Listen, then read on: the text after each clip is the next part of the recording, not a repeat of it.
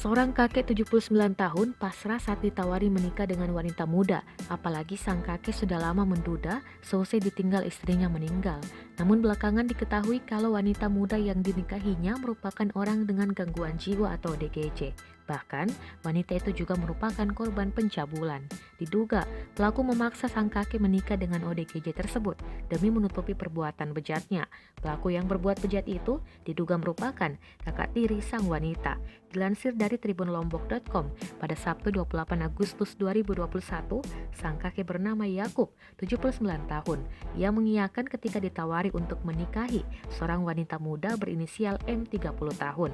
Saat itu Yakub tidak sadar bahwa wanita yang ia nikahi adalah seorang janda berstatus ODGJ. Pernikahan keduanya terjadi di Kabupaten Dompu, Nusa Tenggara Barat pada Selasa 24 Agustus 2021 lalu. Namun kini telah berakhir seusai dimediasi oleh aparat berwenang dan anggota DPRD.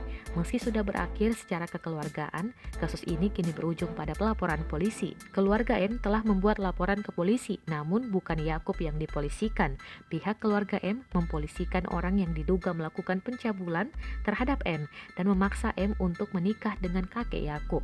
Diduga, sebelum pernikahan tersebut berlangsung, korban M mengalami kekerasan seksual yang dilakukan oknum lain.